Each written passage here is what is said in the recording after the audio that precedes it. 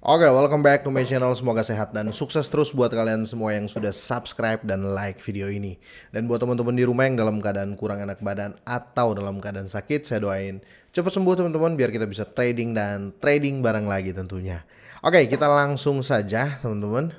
Jadi kali ini saya mau bahas overall market teman-teman karena ada berita terbaru ya, ada Wells dari tahun 2012. Bayangin dia beli waktu itu Bitcoin masih harga 4,7 dolar ya di tahun 2012, dan kali ini ya mereka terbangun lagi dan totalnya ada 8 wallet ya atau 8 dompet. Nah, ini market langsung bereaksi teman-teman ya, yang dimana kita tahu semalam Bitcoin itu sudah jebol 30.200-an ya sampai tadi subuh. Tapi kali ini dengan berita itu ya teman-teman, terjadi panik lagi nih untuk di market ya, dan seperti biasa yang lain pada mengikuti ya untuk Bitcoin. Biar lebih jelas teman-teman kita langsung bahas. Tapi sekali lagi, do your own research, gunakan uang Anda sebijak-bijak mungkin. Tetap pakai uang dingin ya, dan selalu mencari berita pembanding. Oke? Kita langsung saja ya, diambil beritanya dari bitcoin.com teman-teman. Di sini ada cek Bitcoin 30 juta dolar yang tidak aktif dibangkitkan setelah 11 tahun ya. Jadi 8 sleeping wallet atau 8 wallet yang lagi tidur ini teman-teman, dari 2012 diaduk menjadi hidup di bulan Juli ini. Nah, dan berita ini baru di-update teman-teman ya oleh bitcoin.com. Ya ini ada plus minusnya ya. Ada plus minus dalam arti kalau untuk di market ini berita buruk menurut saya ya kalau mereka jualan. Tapi secara pelajaran, secara value kita bisa dapat di sini ya. Bayangin orang itu bisa ngehold sampai kurang lebih 11 tahun ya.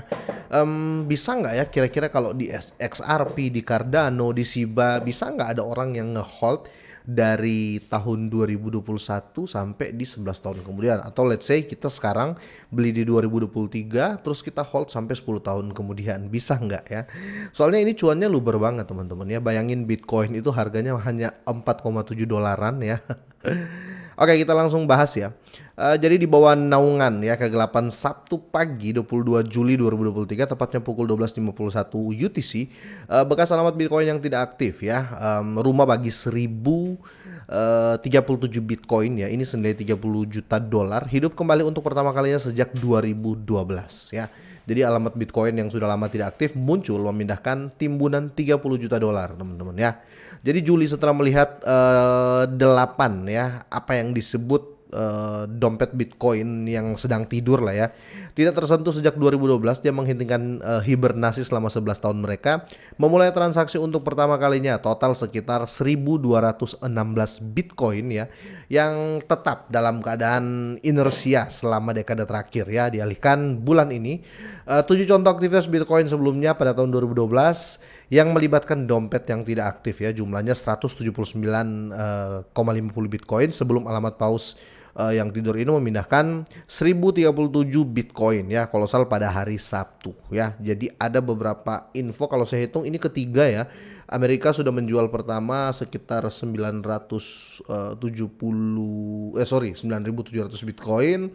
Terus penjualan ketiga Amerika penjualan kedua Amerika itu 8.200, dan ini yang terakhir ya, tapi ini belum tahu dari Amerika atau bukan ya, intinya seperti itu. Kalau Amerika kan konstitusi teman-teman, institusi ya, sorry bukan konstitusi, karena yang dijual sama Amerika kemarin itu hasil sitaan dari para hacker ya, kira-kira gitu teman-teman. Oke, di sini alamat 1037 Bitcoinnya pertama kali memperoleh pada 11 April 2012 ya. Dengan mata uang digital tetap tak tersentuh sejak saat itu. Pada tanggal akuisisi ini, satu Bitcoin diperdagangkan hanya dengan 4,8 dolar. Asem. Jadi untuk di 1037 Bitcoin dia hanya dia membeli waktu itu ya 1037 Bitcoin dengan 4,84 dolar per satu koin. Jadi ya kurang lebih sekitar waktu itu totalnya dia beli 5.021 dolar ya. dapat 1037 Bitcoin. Dan harta karun ini teman-teman ya dikirim pada ketinggian blok 799.701 pada 22 Juli. Ditunjukkan untuk alamat khusus ini ya. Setelah transaksi ini pemilik menyuntikkan 0,00 Bitcoin yang sangat kecil ke dalam dompet, kemudian mentransfer saldo ya sedikit berkurang. Dan di sini 1037,41 dan di sini transaksi awal ditandai oleh btcparser.com ya yang dijalankan dengan penyembunyian minimal ya, alat privasi blockchain.com. Sorry teman-teman ya, PC-nya agak jauh ya, menetapkan skor suram 0 dari 100 untuk transaksi tersebut ya. Kira-kira seperti itu. Tapi ini menjadi ancaman teman-teman ya. Di samping 1200 Bitcoin yang dikirim ke alamat Bitcoin yang tidak aktif sejak 2012, ada juga ya 3 transaksi 123 dari 2011 ya. 2 dari transfer 2011 ini terjadi pada 20 Juli ya. Dengan yang ketiga dieksekusi pada 21 Juli. Namun ketiga transfer digabungkan hanya menyumbang 25 Bitcoin atau setara $745.000 ya. Meskipun kami belum mencapai akhir Juli, itu di 2011 teman-teman ya.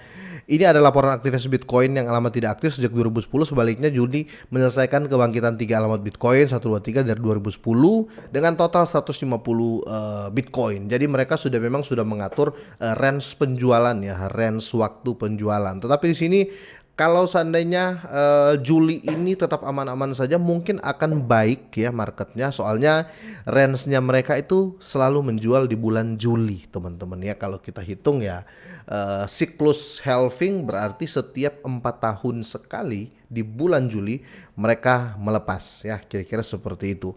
Dan apa yang terjadi nanti kita akan tunggu teman-teman. Tapi intinya ini tidak terlalu banyak lah ya untuk di Bitcoin, 1000 banyak lah sih ya. Tapi kalau dibandingkan dengan yang punya Amerika kemarin yang dia jual ya, Amerika menjual seenaknya bos ya. Kalau dibandingkan dengan Amerika ya jelas Amerika lebih besar. Makanya guncangan market waktu 2 kali Amerika menjual ya terasa sekali. Buktinya Bitcoin itu nggak bergerak ya, masih bertahan di 30 ribuan sejak mereka menjual hanya bermain di 29.800-an. Jadi bisa dibilang kalau kita bisa melewati Juli ini dengan bagus ya, ada kemungkinan ya market akan menguat di bulan Agustus ya, kira-kira seperti itu. Tapi sekali lagi tetap Dior ya, ini pandangan saya. Dan kalau kita lihat untuk di coin market cap ini ya, untuk di indeks Fear and Greed teman-teman ya, kalian bisa lihat keberanian orang untuk masuk pun sudah mulai terlihat. Tapi sekali lagi cryptocurrency itu fluktuatif ya, sangat-sangat volatile dan kalau bisa dibilang ya buy news. Jadi saya nggak sarankan juga kalian untuk terlalu mempercayai candlestick ya. Ingat, ini bukan forex ya, ini bukan forex index, ini bukan saham dan lain-lain ya. Kira-kira seperti itu. Kalau di cryptocurrency ya